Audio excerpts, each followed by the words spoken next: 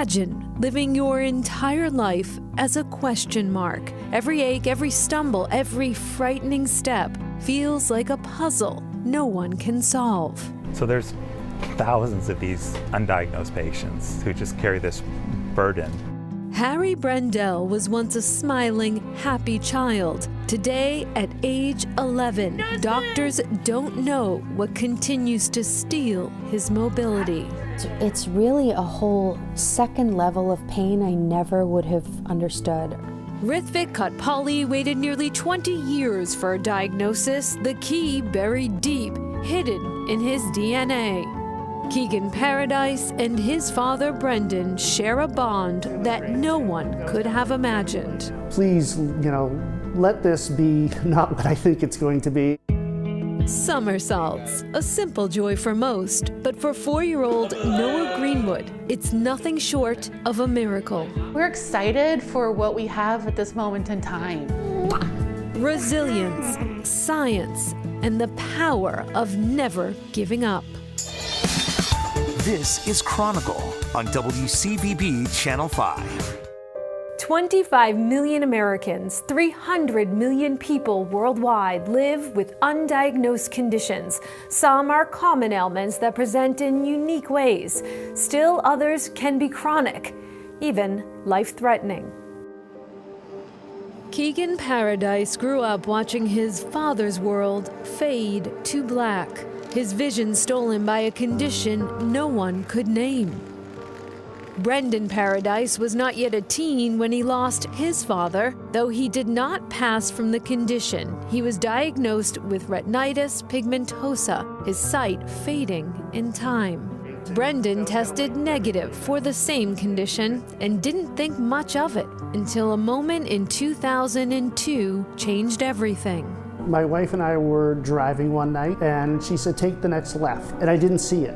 So it was almost as if it was, well, it's time for glasses. I only took one visit with a local optometrist before they took one look behind my eyes, and within a day I was having MRIs. They knew it was autoimmune, but every time they tried to treat it with an autoimmune therapy, it would only last for short periods of time, and then immediately, as soon as I went off the medication, the inflammation would come back again and would have the same issue over and over again. So it was trial and error. His vision continued to fade, and still no clue what was causing the inflammation. Concern grew. And I remember going from the bright outside in Orlando into parts of the Caribbean and not being able to navigate the line, not being able to see where I was going. Keegan, just 5 years old at the time, began showing signs that he too might be going down the same path. Please, let this be not what I think it's going to be. Doctors soon confirmed what Brendan feared. I definitely do remember that first eye doctor appointment where it was like, something's not right here, like there's something going on in the back of your eye. Fighting his own battle, the search for answers taking on new urgency. And hoping that, what has become of my eyesight wouldn't impact him, and also fear. We found issues with him a lot earlier than with me, and your biggest concern is, was this something that I had when I was his age and it was just not diagnosed, or is it impacting him earlier on in his life and he's going to have, potentially shorter time with his eyesight? Keegan, too, wondered what his future might look like. I thought I was invincible, like being like, oh, they're gonna figure out what this is, like I'll be completely fine. And at the same time, just being like, if this doesn't pan out the way I think it will, like what's going to happen? For 18 years, Brendan endured misdiagnoses and ineffective treatments. Then, in 2019, an answer finally arrived through the Undiagnosed Diseases Network, Rosa syndrome. A name as complex as the condition it describes: retinal dystrophy, optic nerve edema, splenomegaly, anhidrosis, and headache. So rare that there are fewer than 100 known cases around the world. There's a sense of a weight off your shoulders because now at least we know what it is and we know what we're tackling versus the unknown.